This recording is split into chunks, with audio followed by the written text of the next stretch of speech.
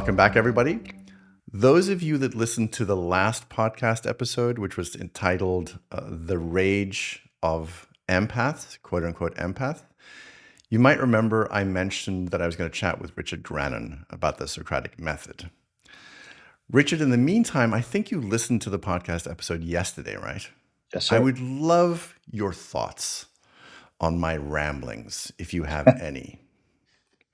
What identified? So obviously there was an incident that you experienced where you stepped outside of the Overton window of acceptable thinking and speech. You engaged in wrong think. The person who got upset, why are they identified as an empath? Did they self-identify as an empath? No, they didn't. I think what I was doing is I was looking at an archetype. I was drawing a Yeah. conclusion based on, because I do get some of these. I mean, I think maybe it's like 2 to 3% of people have reactions. And sometimes what I'll do is I'll just dig a little deeper to see like who they are, what they care about. And these are people that are, generally speaking, they care about one or more things very, very deeply. And I imagine, and I don't know, but I imagine that they might consider themselves to be, empathic and caring and compassionate. So I was looking more at an archetype, a sort of model, Yeah. not a specific thing necessarily, a specific person necessarily. Yeah. I think, well, there's multiple ways to approach this. One of them that I'm looking at the moment, because what I'll see sometimes is if you step outside of the Overton window of acceptable speech and acceptable thought, some people get disproportionately very, very upset with you because they need you to act a certain way. This isn't really about philosophy or politics. I think that's really about psychology.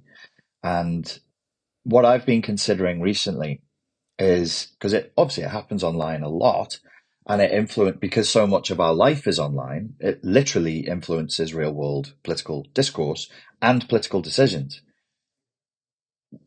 You can look at it from a trauma psychology point of view. So some people, when they're very, very attached to a public figure and what that person is saying, first of all, that's not a sign of good mental health. That's not a sign of somebody who's living a particularly good and fulfilling life.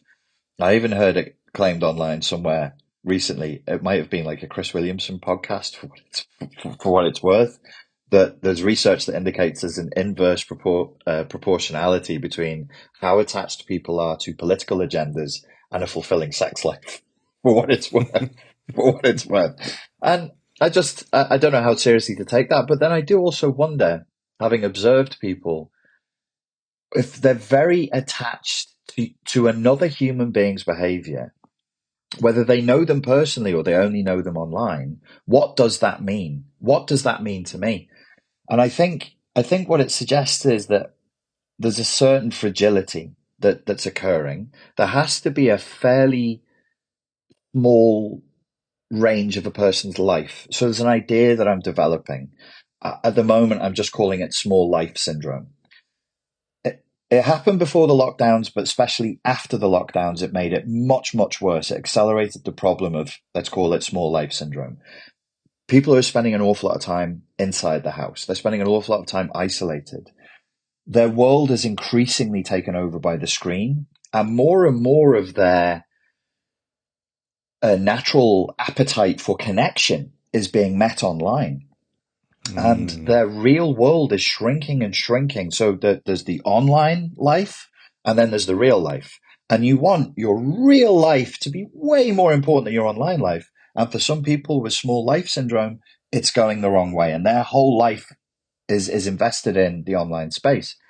That's one problem. And then the next problem is if I am now fragile and emotionally dysregulated, which isolation will create, I'm going to be very attached to you as an internalized avatar, and I need you to act the way I expect you to act. And if you don't, I actually genuinely get very, very upset. I could become terrified. It could lead to a sense of abandonment anxiety. or I can become enraged because it's now as though I was under a real world threat. So my neurology is rewired to the artificial and the virtual away from the real. That's so interesting. So it's my avatar is disappointing some people. And it happens all the time online. Yeah. Um, you wouldn't look because you don't have time for this kind of thing at like TikTok gossip pages, and there's just millions and millions of views of younger people obsessing over the relationships of micro celebrities, people you would never have even heard of. Right.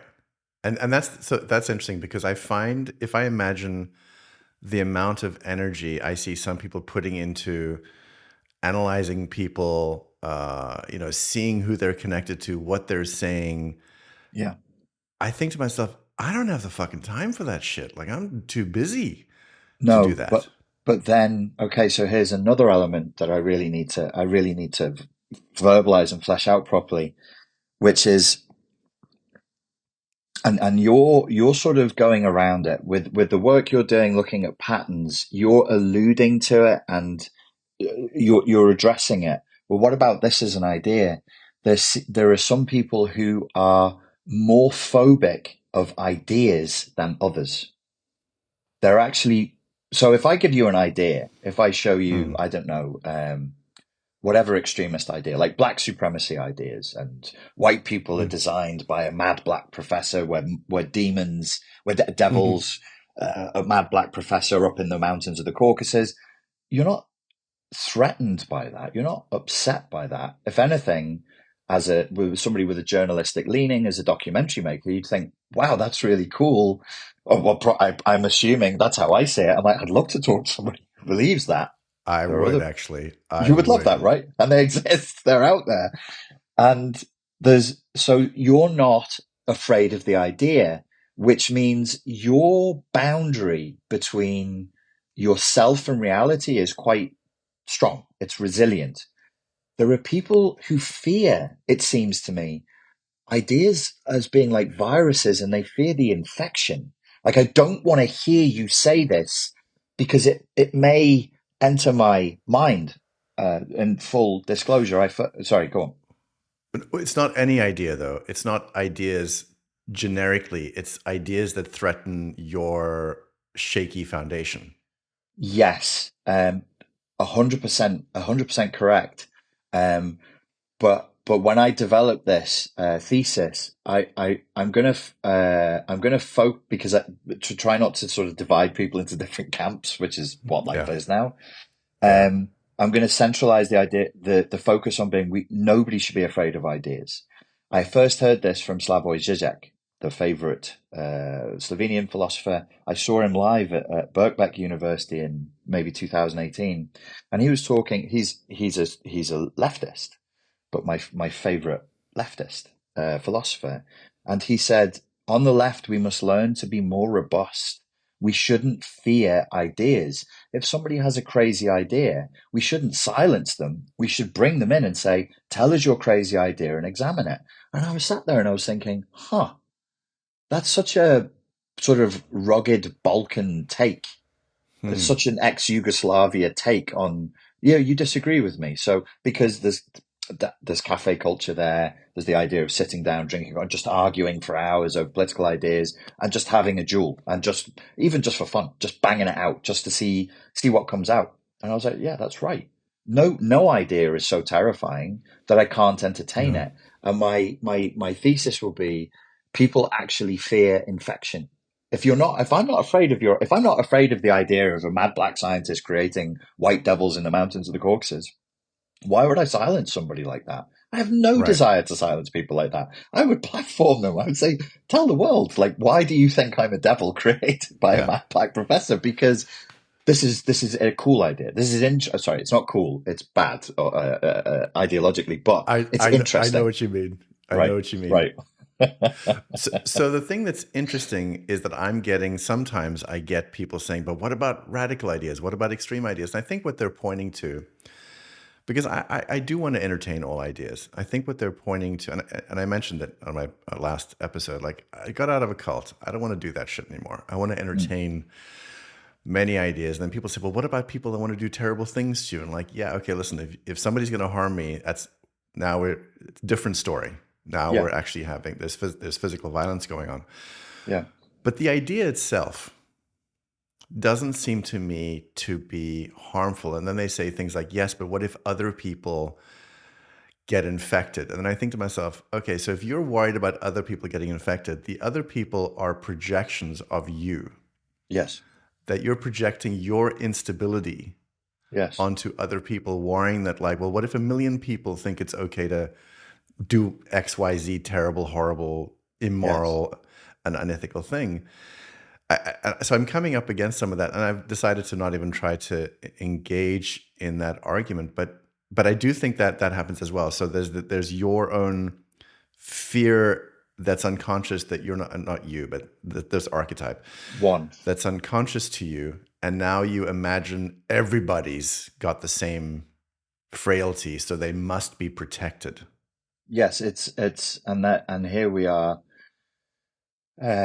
So we could say, roughly speaking, without upsetting anybody, I like to use the yin yang archetype of Taoism.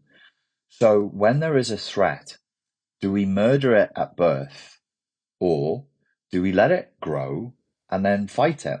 I fundamentally believe you can sit me down with any supremacist, any extremist.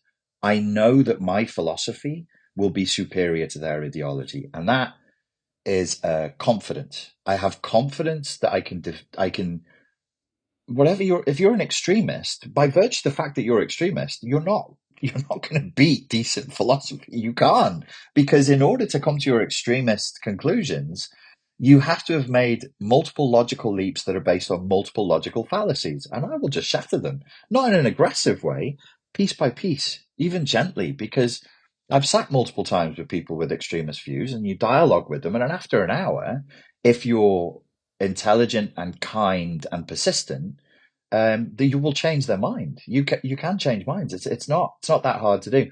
But that's so you could have a yang perspective, which is there is threat. We will meet it. We'll meet it in sunlight. Or there's more of a yin perspective where you say, I can't cope with that, and therefore other people can't cope with it. Kill it in its crib, kill it before it grows, or smother it at birth. That's the safest thing you can do. And ironically enough, I actually think that's a far more dangerous strategy, because all we're doing is pushing dangerous ideas underground. When we censor language, when we censor thought, we don't kill language, we don't kill thought, we just drive it underground. Now that is something that I'm threatened by, that I'm afraid of, that I'm fearful of. Yes, and that grows. The same way I think that we suppress things in ourselves when they grow, I think that censorship in a society trying to marginalize people's voices just makes that thing grow more and more. And I mean, I was just thinking to myself, like, when I hear sort of the big corporate mainstream media channels, the big news channels, when they say something, I'm like, that's interesting. Mm, Now I want to investigate. yeah. When they say something is very good or something is very bad, and I know that they're being paid a lot of money by massive corporations, now I'm interested, Yes. because I have a feeling they might be trying to sell me some bullshit. So in many ways, it grows.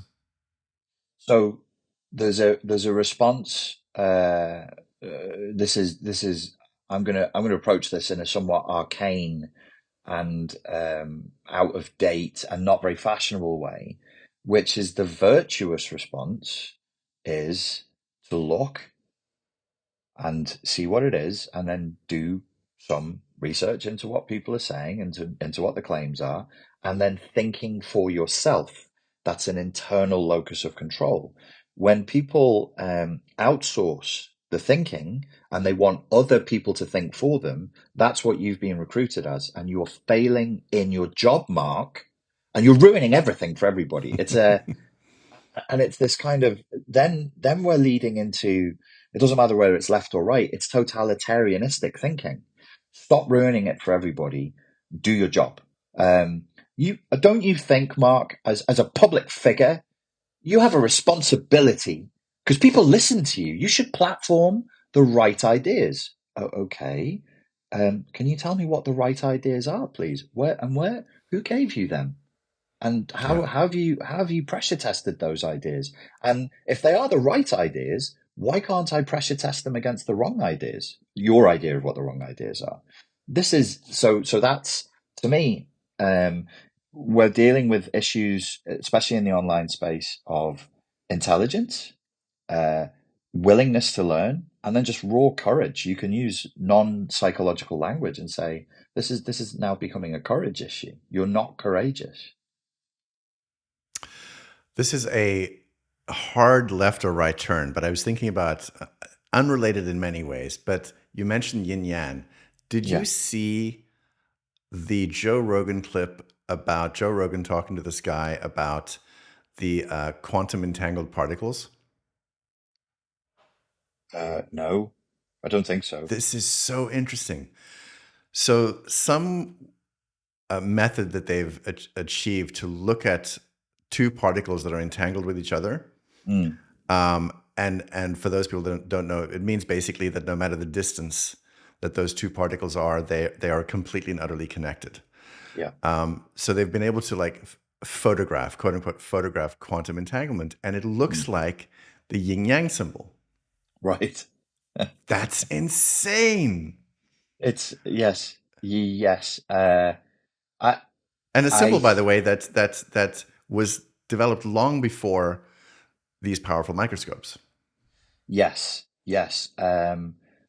S- uh, so sometimes, so was it a quantum physicist was citing this, or was Joe Rogan citing it? I don't know. Joe Rogan was citing research online. Clearly, a quantum physicists that were photographing these things, and I was just blown away because I was like, "Holy shit! Yeah, that does look like yin yang." This is completely unrelated in many ways to what we're talking about, but I was Yes. just like, "I have to Well, tell Richard. I have to."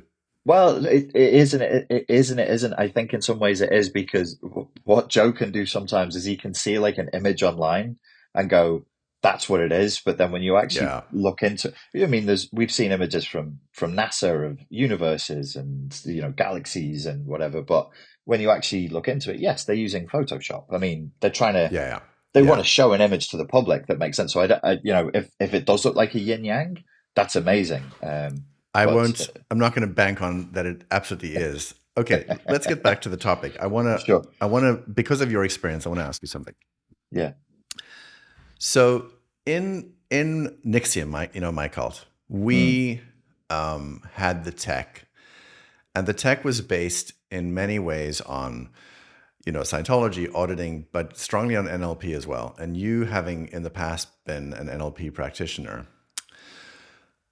how can I start? Okay, let me start this way. So I see something online because I'm trying these people on that get really mad about stuff, right? And yeah. so I see something online and I feel rage and the desire to correct the Yeah. person saying this. And I start thinking horrible things. And then I stop and I go, oh, there it is. There it Yeah. is. There's that rage.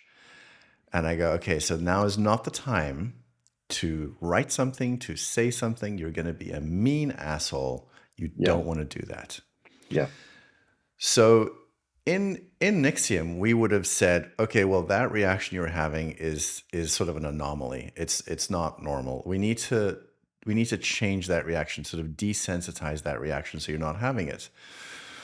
And unfortunately, what happened is that you would sort of take the charge off it. You'd examine the meaning you have, you'd recognize how it related to some internal conflict you have, and then once you went back to the stimulus, you'd be like, you know what? I don't feel it's fine now. Yeah. The problem being that in there, what happened is Raniere used it to basically erode one's natural morality and the natural outrage that one should have Yeah. about deeply immoral things, Yeah. so that he could get away with the shit that he was getting away with. And for many people, myself included, I felt my morality begin to degrade, Yeah. and erode.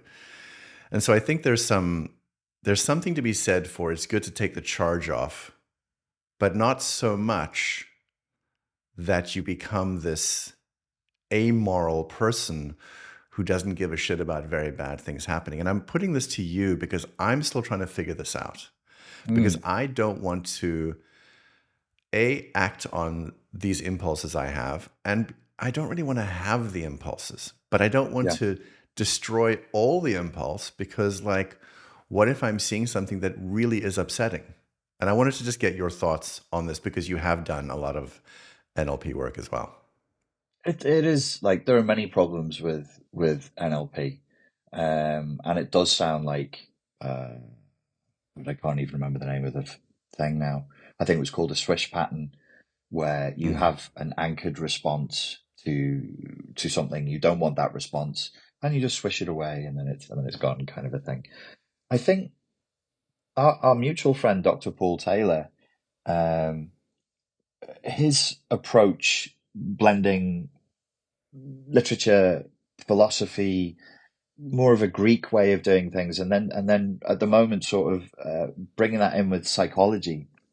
I think it leaves us with a much more robust and honest approach, which is yes, you want your human responses, but I think that I'm just projecting what I think you're experiencing now. I think your question mark is over where and when it's happening, because if it's happened, was the example you're giving, is it specifically online that was It happening? was online. It was online, Okay. yeah.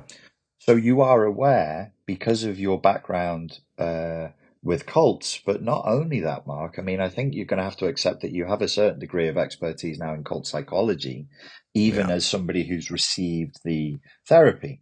And you know you're being manipulated. You know you're being Yes. interfered with. And Not at that's first. Not at first. That comes. okay. The first reaction is caveman. Yeah.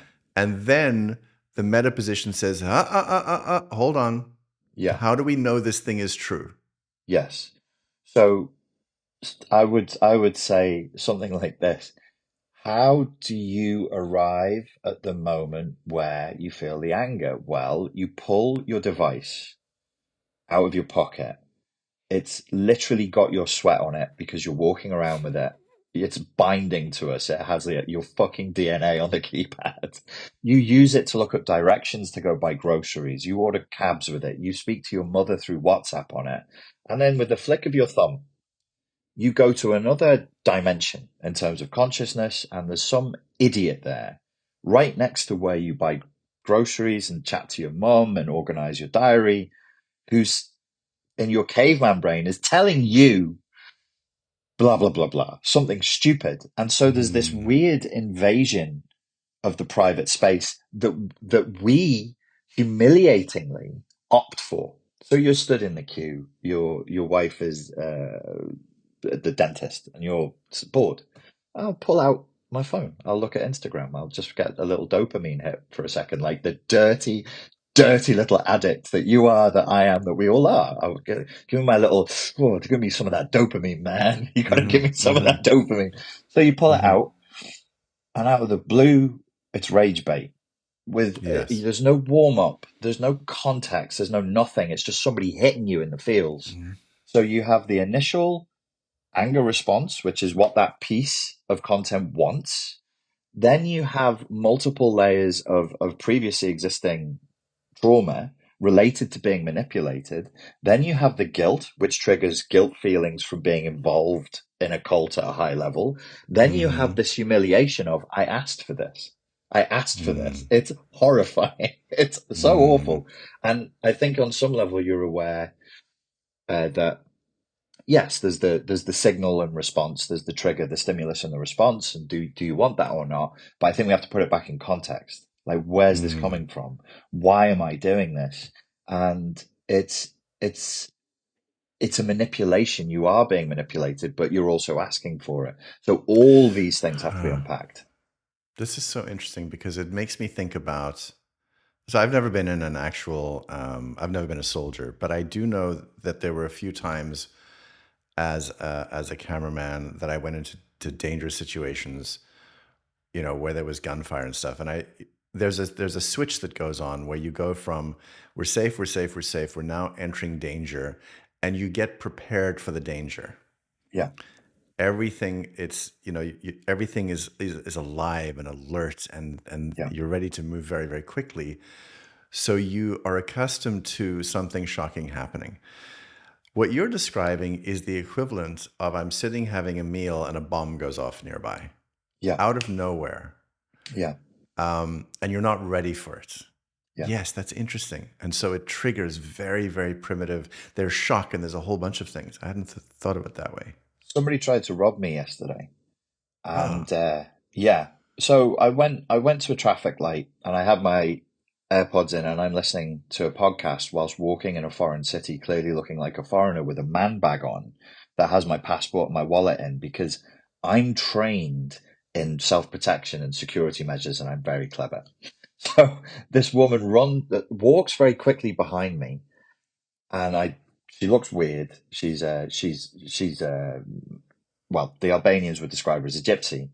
And I turn at the traffic stop and I don't look at her and I feel a bump. You know, they bump you before they pickpocket you yeah. to test your reaction. So the man bag bumps against my lower back. So I spin and I turn and I look at her and she starts pretending to be crazy. She's like, ah, ha, ha, boy, I'm running into you, blah, blah, blah. And I was like, no, you're trying to rob me. I walk away and then a lot of feelings start to cascade. And one of the feelings that I felt was guilt and shame because that's not victim blaming kids. It's kind of my fault. I know better. I know better. You don't put your man purse behind you On with your your stuff back, in. yeah. I'm walking around with AirPods in. I love listening to podcasts. I love having a good old think. That's a little self-indulgent. Like it wasn't necessary. And so I think these things become an extra layer of factor in what we're doing. We are complicit in this dirty dance that we're engaged in, where yeah, you will have people say things to you that are not very nice, but you're putting yourself in the position where they can do that first, and that creates one of these feelings of being disturbed, I think. That makes perfect sense. That makes perfect sense. These are the primitive sort of responses, and I guess the things I was talking about in the last podcast. And then I'm really interested in finding better ways. And Yeah, I mentioned on the last podcast about your thoughts on, I think you call the Socratic Method. yeah. And I'd love you just explain in a little more depth what you've been thinking about, how that might be helpful, a better way. If you wouldn't mind just sharing with the audience your thoughts on that. Yes. First, I would say there's a natural discursive entropy that occurs online when you're debating somebody in the comment section. I mean, it's entropic, and one of the reasons for that is because there's a limited amount of space to speak. You're writing, so your tonality is pulled out and your humanity is pulled out, and the other person starts to see you as an avatar of an enemy. You're debating like what the favorite flavored smoothie is or something completely banal, and the language gets progressively more and more aggressive as you go. So with the Socratic method, what I want to do is, or what I'm going to try and promote more of over the next year is face to face. It doesn't have to be in the real world, but it should be. I should be able to see you when you say, "I believe strawberry smoothies are the best flavor of smoothie." Obviously, you're wrong, but I want to hear the tone of your voice, and I want to see your face and look at the micro expressions when you say that. And then that's an important to build the context. But the Socratic method is actually, I'm going to describe to you, to your satisfaction, your position in this argument before we begin. You're going to describe to my satisfaction my position in this argument before we begin, so that we're not arguing against a position that the other person doesn't even have. It would save so much time. It's so much more human. It's so much more respectful. You now get the feeling that your opponent has taken the time to properly map your internal understanding of the issue and vice versa. Now we are two humans. We may disagree on the specific coordinates, but you are not my enemy. I've even said Mm. this to people online sometimes. They get so aggressive so quickly, and I'm like, listen, I'm not your enemy. I'm really not trying to hurt you.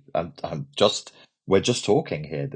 Don't forget the context, because primitive responses are triggered very, very quickly. The Socratic method allows us a way of hacking that confrontational response. Have you seen examples of this played out in ways that like feel really good to you? No, no, No. I really no. There's Lex Friedman is obviously high in trait conscientiousness and openness, so he will frequently use the phrase to steelman the other position.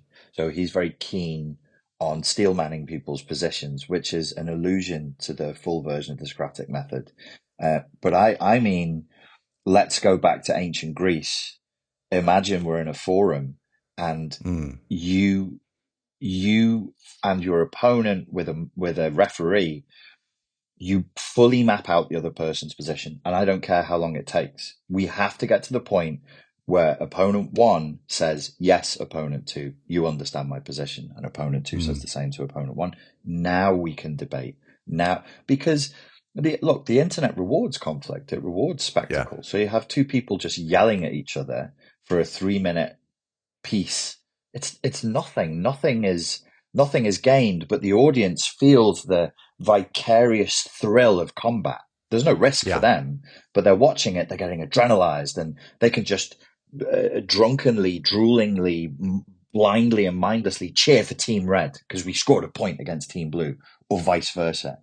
This is not human. This is animal. These are animal delights. These are animal pleasures. We need human pleasures. You know, I'm noticing something. I could be wrong. You tell me what you think. I'm noticing that people that have actually been in physical combat and war don't seem to do this as much. But yes, largely because of a healthy fear. So largely because of a healthy fear. So it's so interesting you're asking me about this today, and maybe yesterday my unconscious was foreshadowing it. Number one, I had this long. I'm just walking, like in between working. I'm just walking around Tirana, so I have a chance to think. And I took my AirPods out after the experience. I was like, "Stop being lazy, do your own thinking." So I'm thinking, and I start thinking about physical violence, and I want to go back to teaching self-defense. And there was a principle that I used to teach that I'd forgotten because my mind doesn't run down those paths anymore. When you're in a situation that you just alluded to of real risk and real conflict, your brain doesn't know first. Your body knows first. The Mm-hmm. animal inside of you wakes up and goes, ooh, time to get online. Something's going wrong here. When it gets bad, you feel it in your bones. You feel it in your muscles, and it starts to shut down high level cognitive functioning. Very bad thing happening. Much danger, and then people can lose their minds. They can Yeah. lose their minds temporarily in battle.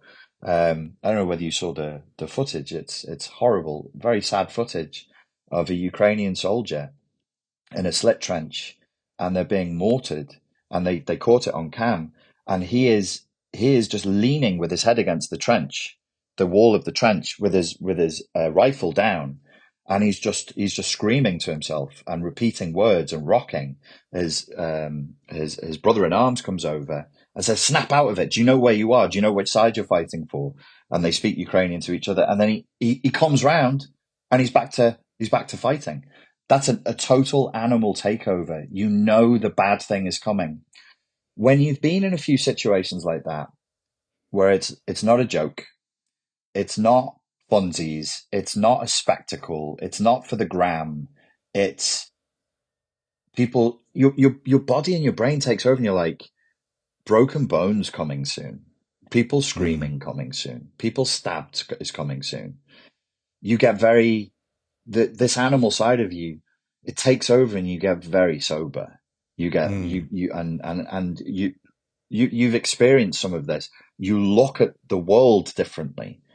As Mm. part of you, it's like a total system override. Things are slowing down. You can feel where you're stepping, where you're moving, what's happening, and you're taking on so much data, so much more data, external data, that you remember it as reality slowing down. It didn't slow down. You're just taking on so much more external data than you usually would. And then there was the furthering point, which was when it comes to actual real world violence, there's a point beyond talking where the animal in my opponent recognizes the animal in me. And if I am of serious violent intent, the opponent will back away. But it's not him backing away. He's a tough guy. He's a gangster. He's known for this. He's known for that. Bah, bah, bah, bah, bah. He's got all this ego going on. But the animal in him says, it's time to walk. Because if we don't, Yeah. very, very bad thing happen here. So when people have experienced a lot of conflict and they know there's risk at the end, it's not a game for them. For the overwhelming majority of the civilized populations of the wealthiest nations on earth, they have no idea what that feels like. And they've no idea how risky the game we're playing is right now. This could go very wrong very, very quickly. Yes. So it gets me thinking about in my late teens, early 20s, you're full of stupid testosterone. I would shit talk people. I remember one day, early 20s on a film set, I was like shit talking somebody. I was saying something behind their back, and they suddenly were in front of me and they gave me a fucking beating. Mm, And my shit talking changed from that mm, moment on mm. because this person was faster and more superior physically to me. Yeah, yeah, And I think part of this online banter is a childlike fantasy of battle yes, because they haven't interfaced yet with the real world. Because if you say the shit in front of people that you're saying online, you're going to get smacked. yes. And so what I think is going on is it feels like people are regressing into an infantile state Mm-hmm. because they're not getting real world cause and effect about Mm, what happens when you do these things. And the clickbaity algorithm is promoting it, is promoting behaving like children, I think.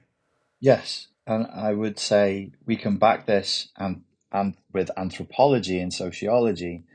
You look at the nations on earth that have the highest levels of sophistication in terms of manners and politeness. Even in America, you can do it state by state. Which are the more polite states? We all know that Japan has very high levels and nuanced and sophisticated levels of manners. The British also are known for this. China is known for this. These are places where historically violence could be quick and overwhelming.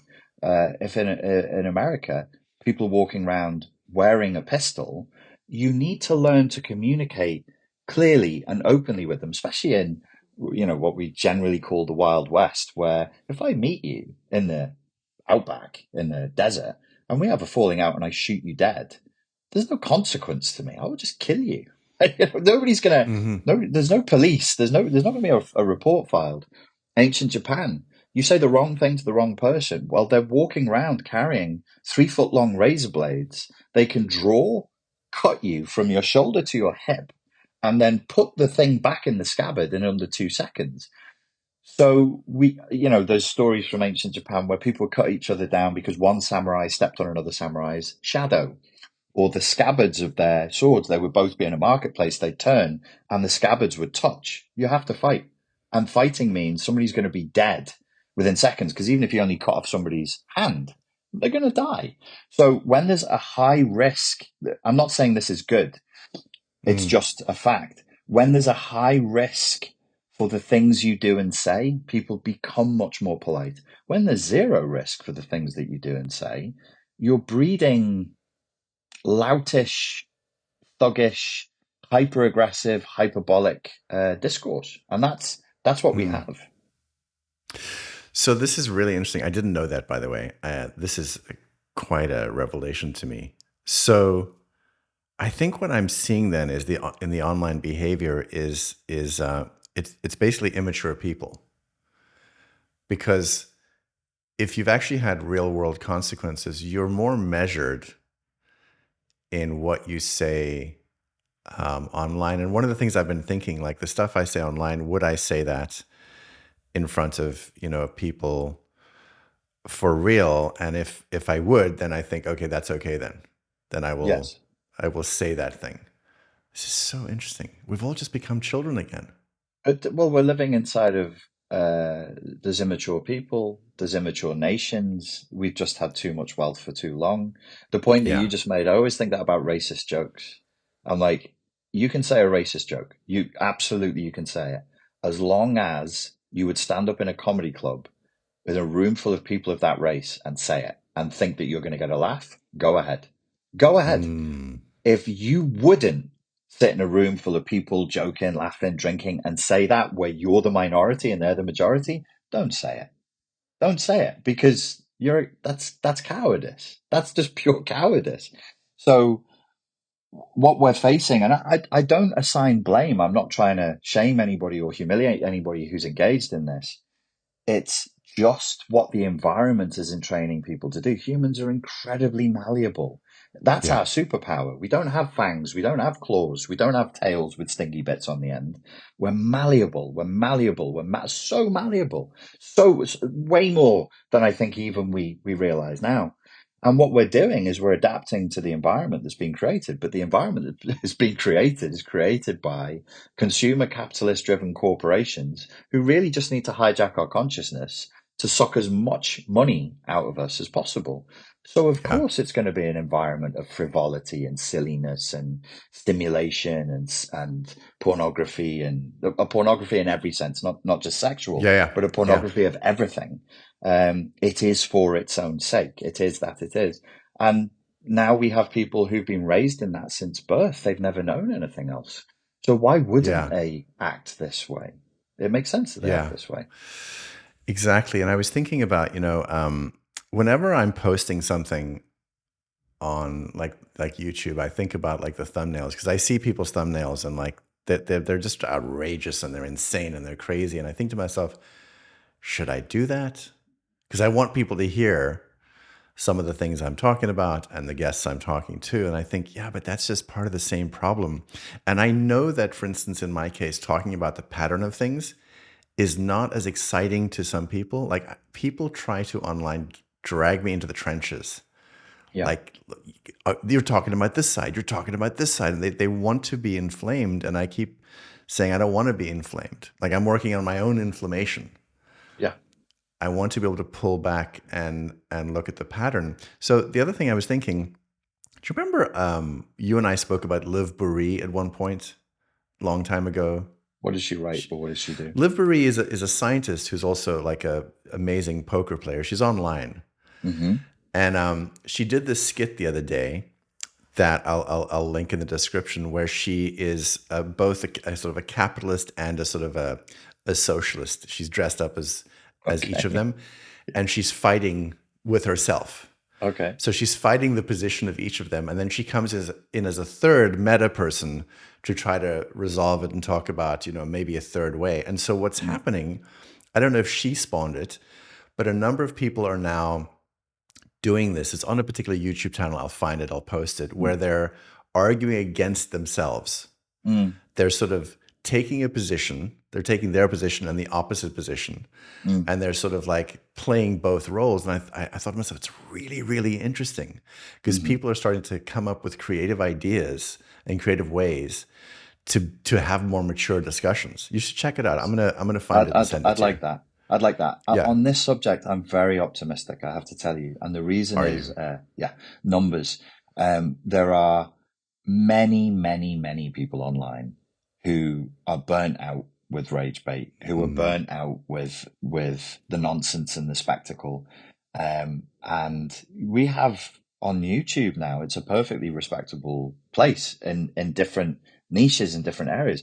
We have academics, we have students, we have doctors, we have PhDs. They're here, yeah. and they're here in the hundreds of thousands. Yes, if you just said yay Trump or yay Kamala, and you started making stuff like that, you would get millions of views much, much faster. But without Sure. naming any names, I was thinking of the people who make it millions, getting millions of views like that.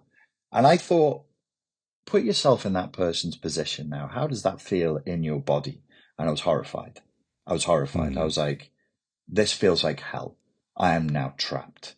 Yes, I've become very successful. Yes, it's been a skyrocket to success, and I'm making millions, and millions of people are listening to me and taking direction from me and whatever else.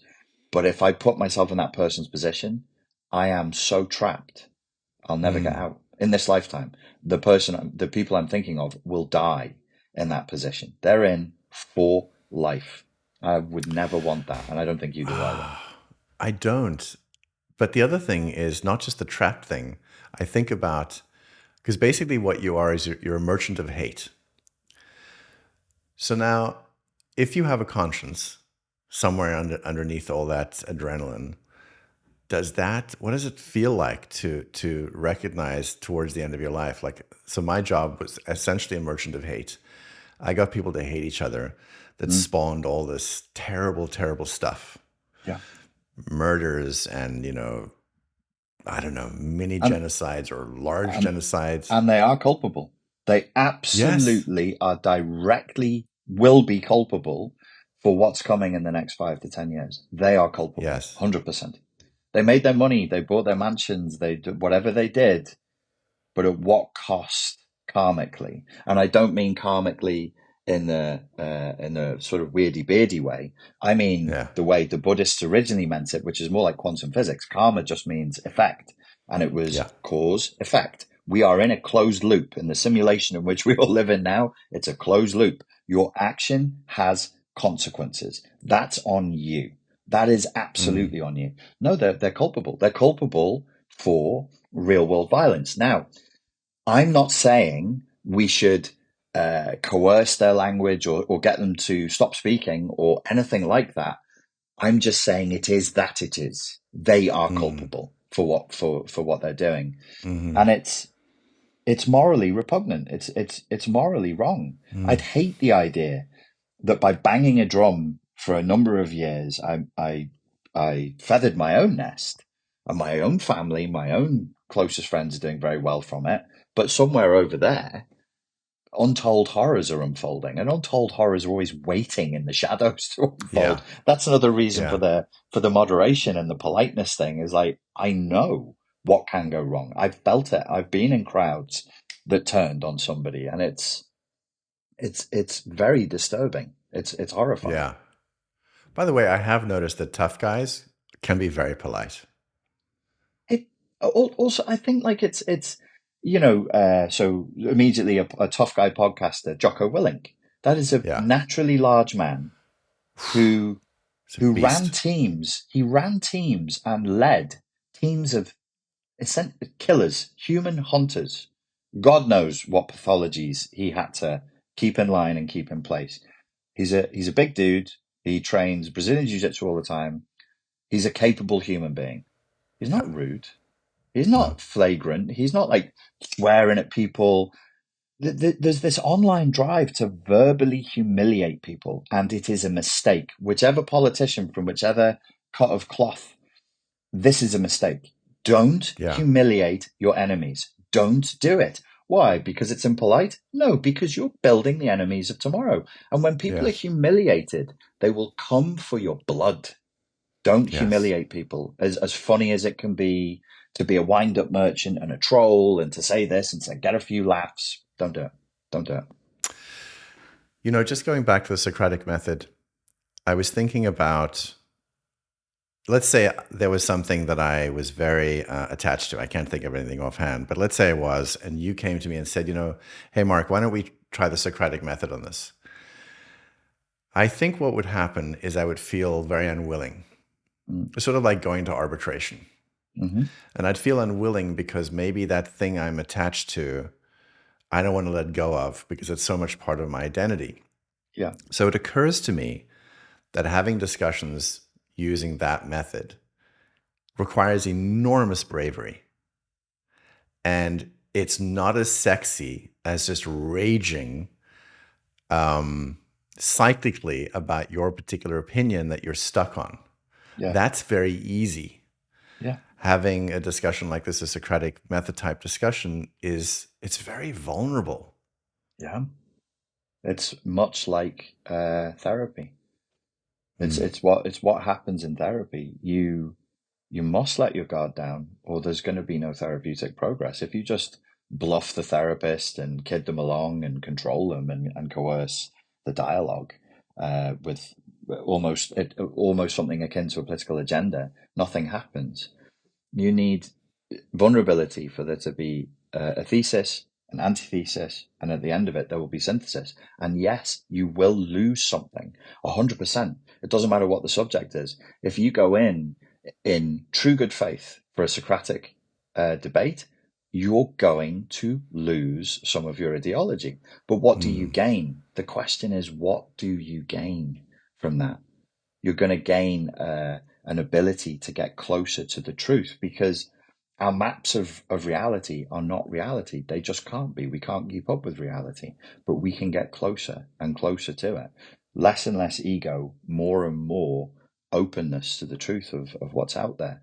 And I really do think, as frustrating as it can be at the moment as a content creator, you're not doing the spectacle thing, you're not goading people.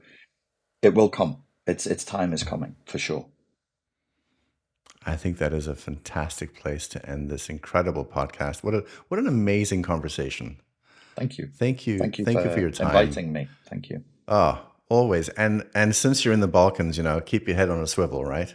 For what? All the pretty women? Absolutely. Well, also the pretty thieves, maybe the pretty pretty thieves as thieves. well. Yes, I will. Yeah, Richard, this was great. This was great. I'm gonna link in the show notes below the things that Richard and I spoke about. Thank you again for your time, and to my audience, as always, stay curious.